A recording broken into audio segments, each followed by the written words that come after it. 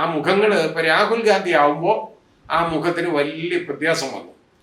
അതായത് രാഹുൽ ഗാന്ധി പ്രിയങ്ക ഗാന്ധി ഇരിക്കുന്ന സ്ഥലത്ത് ആ ചെയറിനടുത്ത് ചെന്നിട്ട് പ്രിയങ്ക ഗാന്ധിയോട് എന്തോ സംസാരിച്ചുകൊണ്ട് നിൽക്കുമ്പോൾ അവരുടെ കവിളിൽ ഇങ്ങനെ പിടിച്ചുകൊണ്ട് സംസാരിക്കുന്നു. അങ്ങനെയാണെങ്കിൽ ഞാനും വലിയ കുഴപ്പക്കാരനാണ്. ഞാൻ എൻ്റെ സഹോദരിയുടെ കവിളിൽ സ്പർശിക്കാറുണ്ട്.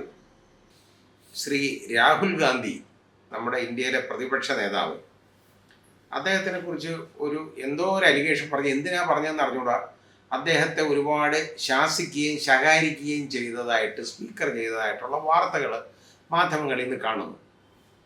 ആ സംഭവം നേരെ കണ്ടിട്ടില്ല ഞാൻ, എന്നാലും ഇതിങ്ങനെ മാധ്യമ വാർത്തകളാണ്. അപ്പോൾ അത് മാധ്യമങ്ങൾ റിപ്പോർട്ട് ചെയ്തപ്പോൾ അത് ശരിയാവാനാണ് സാധ്യത, പ്രത്യേകിച്ച് പാർലമെൻറ്റിലെ കാര്യമാണല്ലോ. ശ്രീ ഓം ബിർള, നമ്മുടെ സ്പീക്കർ, അപ്പോൾ യഥാർത്ഥത്തിൽ ഡയസിലില്ല, വേറെ ആളാണ് അത് പാർലമെൻറ്റ് ലോക്സഭ നിയന്ത്രിച്ചുകൊണ്ടിരുന്നത്, സ്പീക്കറുടെ സ്ഥാനത്തിരുന്നു. അപ്പം പെട്ടെന്ന് ശ്രീ ഓം ബിർള കയറി വന്നു മറ്റേ ആളെ നിഷ്കാസനാക്കി അങ്ങോട്ട് മാറ്റിയിട്ട് അവിടെ കയറി ഇരുന്നതിന് ശേഷം സഭയിലെ അംഗങ്ങളുടെ മോശമായ പെരുമാറ്റത്തെക്കുറിച്ചൊക്കെ പറഞ്ഞു തുടങ്ങി. അതൊക്കെ പറഞ്ഞു. അത് പറഞ്ഞിട്ട് നേരെ പ്രതിപക്ഷ നേതാവ് വളരെ മോശമായിട്ട് സഭയിൽ പെരുമാറുന്നു, മാന്യത പുലർത്തണം തുടങ്ങിയ ഒരുപാട് കാര്യങ്ങൾ പറഞ്ഞതായിട്ടാണ് ഈ മാധ്യമങ്ങളിൽ എഴുതിയേക്കുന്നത്, വാർത്തകൾ വന്നേക്കുന്നത്. അപ്പോൾ എന്ത് മാന്യതക്കേടാണ് ഈ രാഹുൽ ഗാന്ധി ചെയ്തത് എന്ന് സ്പീക്കർ പറഞ്ഞില്ല. ബാക്കി മോശമായ പെരുമാറ്റമാണ് ഉണ്ടായത്. എന്നിട്ട് കൂടാതെ ഒരേ കുടുംബത്തിൽപ്പെട്ട അച്ഛൻ, അമ്മ, അച്ഛൻ, മകള്, അച്ഛൻ, പിന്നെ വേറെ ബന്ധുക്കൾ, ഭാര്യ, ഭർത്താവ്, ഇവരെല്ലാം സഭയിൽ വന്നിട്ടുണ്ട്. ഇതുവരെ ഉണ്ടായിട്ടുണ്ട്, നേരത്തെയൊക്കെ പലപ്പോഴും ഉണ്ടായിട്ടുണ്ട്. അവരൊക്കെ മാന്യത പുലർത്തിയിട്ടുണ്ട് തുടങ്ങിയ വർത്തമാനങ്ങളെല്ലാം ഒരാളെ അങ്ങ് പറയുകയാണ്. അപ്പോൾ അയാൾ ഇതൊന്ന് മറുപടി പറയാൻ എഴുന്നേറ്റപ്പോൾ അയാളെ കൊണ്ട് മിണ്ടാൻ സമ്മതിക്കത്തില്ല. എന്തോ കാര്യമൊന്നും ഇങ്ങനെ ചോദിക്കട്ടെ, അതും പറയുന്നില്ല. അപ്പോൾ ഇത് കേട്ടപ്പോൾ എല്ലാവരും വിചാരിച്ച് ഏതാണ്ട് വലിയ കുഴപ്പം ഇവിടെ സംഭവിച്ചെന്നുണ്ടെന്ന് വിചാരിച്ചു. അവസാനം ഇതെല്ലാം കഴിഞ്ഞ് ഇതും പറഞ്ഞിട്ട് രാഹുലിന് പ്രസംഗിക്കാനായിട്ട് അവസരം ചോദിച്ചു ഇതിനെക്കുറിച്ച് മറുപടി പറയാൻ. ഞാൻ മാന്യമായിട്ടേ പെരുമാറിയിട്ടുള്ളൂ, അല്ലാതെ.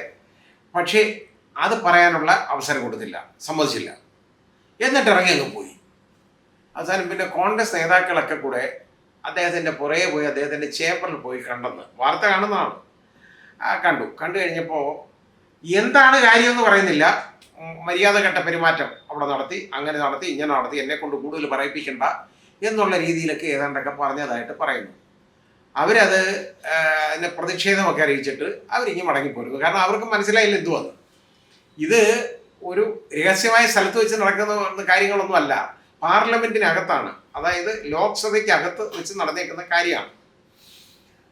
അപ്പോൾ ഇത് എന്താ കാര്യം എന്നറിയാൻ വയ്യാതെ ഇവർ ഇരുട്ടിത്തപ്പോൾ ഇവർക്ക് കാര്യം അറിഞ്ഞൂടെ എന്താണെന്ന് മനസ്സിലായില്ല.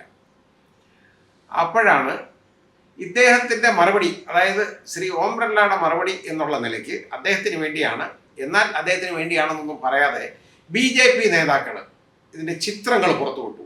എന്താണ് മോശമായിട്ട് കാണുന്നത്? അതായത് രാഹുൽ ഗാന്ധി പ്രിയങ്ക ഗാന്ധി ഇരിക്കുന്ന സ്ഥലത്ത് ആ ചെയറിനടുത്ത് ചെന്നിട്ട് പ്രിയങ്ക ഗാന്ധിയോട് എന്തോ സംസാരിച്ചുകൊണ്ട് നിൽക്കുമ്പോൾ അവരുടെ കവിളിൽ ഇങ്ങനെ പിടിച്ചുകൊണ്ട് സംസാരിക്കുന്നു. അത്രയേ ഉള്ളൂ. അയാൾ ആ സ്ത്രീയുടെ സഹോദരനാണ്. അവർ തമ്മിൽ സാഹോദര്യ ബന്ധം എന്ന് പറയുന്ന അത്രയും ദൃഢമായ ബന്ധമുണ്ട് അവർ തമ്മിൽ. ഒന്നാമത് അപ്പോൾ പ്രിയങ്ക ഗാന്ധിയാണ് മൂത്തതാണെങ്കിലും രാഹുൽ ഗാന്ധിയാണ് ജ്യേഷ്ഠനെ പോലെ പെരുമാറിക്കൊണ്ടിരിക്കുന്നത്.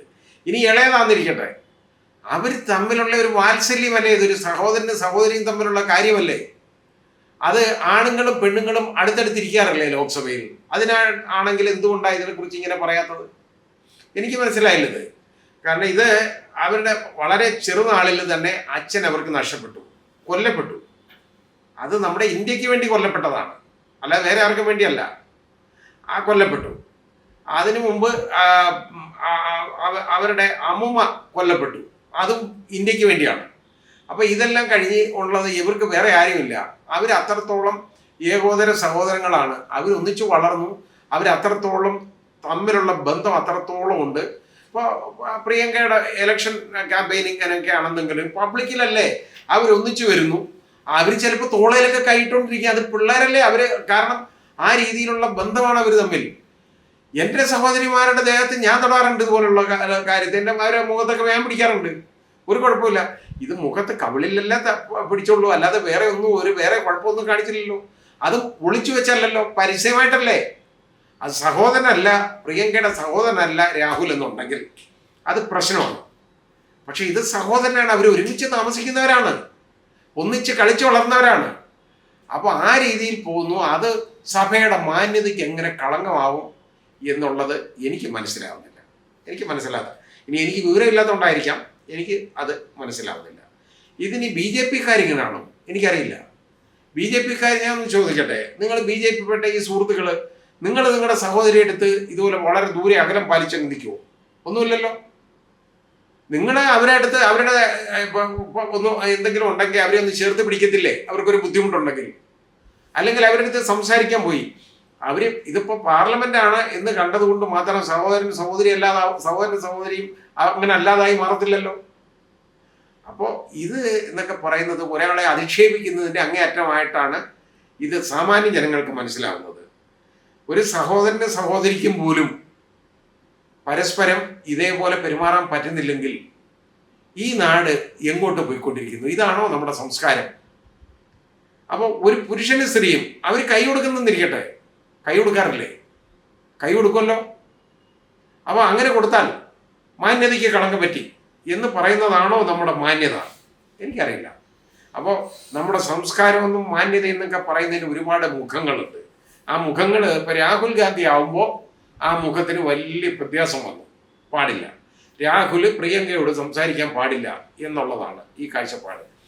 ആ പ്രിയങ്കയുടെ അടുത്ത് പോയിന്ന് അവർ സീരിയസ് ആയിട്ട് കാര്യം പറഞ്ഞുകൊണ്ടിരിക്കുകയാണ്. എന്തോ സംസാരിച്ചാണ്, പറഞ്ഞിട്ട് വന്നു. ഇതേ ഉള്ളൂ, അല്ലാതെ അതിനകത്ത് എന്താ ഉള്ളത്? ഒരു സഹോദരൻ സഹോദരിയല്ലേ. നമ്മൾ ആ കാഴ്ചപ്പാടിലൂടെ വേണ്ടി അത് കാണാൻ. എല്ലാം നമ്മൾ ദുഷ്ടലാക്കോടും അതുപോലെ തന്നെ ഒരു വികൃതമായ കാഴ്ചയിലൂടെയും നമ്മൾ കാണാൻ പോയി കഴിഞ്ഞാൽ അതാണോ നമ്മുടെ സംസ്കാരം എന്ന് പറയുന്നത്? അപ്പൊ ഈ പടം കണ്ടിട്ട് പോലും, അതായത് ഇതിന്റെ ഈ ചിത്രം ബി ജെ പിക്കാര് ഇദ്ദേഹത്തിന് വേണ്ടിയാണ് എന്ന് ഉള്ളതാണ് അദ്ദേഹത്തിന്റെ മറുപടി എന്നുള്ള നിലയ്ക്കാണ്. കാരണം അദ്ദേഹം കാര്യം പറഞ്ഞില്ലല്ലോ, കാര്യം പറയാൻ പോലും പറ്റുന്നില്ല. ഇത് പറയാൻ പറ്റാത്ത കാര്യമാണ്, അതുകൊണ്ടാണ് പറയാത്തത്. ഒരു സഹോദരൻ സഹോദരിയുടെ കവിളിൽ ഒന്ന് തൊട്ടു, ഇതിലെന്താ കുഴപ്പം? എനിക്ക് മനസ്സിലായില്ല. അങ്ങനെയാണെങ്കിൽ ഞാനും വലിയ കുഴപ്പക്കാരനാണ്. ഞാൻ എൻ്റെ സഹോദരിയുടെ കവിളിൽ സ്പർശിക്കാറുണ്ട്. എനിക്ക് എൻ്റെ മൂത്ത സഹോദരിയാണെങ്കിൽ ഇതേപോലെ തന്നെ ആണ്, അസുഖമായിട്ട് ഇരിക്കുകയാണ്. ഞാൻ ചെന്ന് കഴിഞ്ഞാൽ ഞാൻ മുഖത്തൊക്കെ സ്പർശിക്കും, ഒരു കുഴപ്പമില്ല. കാരണം അതുപോലെ അത്രത്തോളം ഗുരുതരമായ അസുഖം ബാധിച്ചിരിക്കുകയാണ്. അപ്പോൾ അത് എൻ്റെ സ്നേഹമാണ് ഞാൻ ചെയ്യുന്നത്. അതിപ്പോൾ തെറ്റാണെന്ന് ഇപ്പോൾ എനിക്ക് തോന്നി തുടങ്ങുകയെന്ന് പറഞ്ഞാൽ നമ്മൾ നമ്മുടെ ഈ അടുത്ത തലമുറയിലേക്കാണോ നമ്മളിത് അടിച്ചേൽപ്പിക്കേണ്ട ഈ കാര്യം? ഒരു സഹോദരനും സഹോദരിക്കും ഇതുപോലെ ഈ രീതിയിൽ ഇടപെടാൻ പറ്റുന്നില്ല എന്നുണ്ടെങ്കിൽ എന്ത് ചെയ്യാൻ പറ്റും? അദ്ദേഹം പാർലമെന്റിൽ ലോക്സഭയുടെ പ്രവർത്തനങ്ങളൊന്നും പ്രവർത്തനങ്ങൾ തടസ്സപ്പെടുത്തി എന്നൊരു കേസ് സ്പീക്കർക്കും ഉള്ളതായിട്ട് എനിക്ക് തോന്നുന്നില്ല.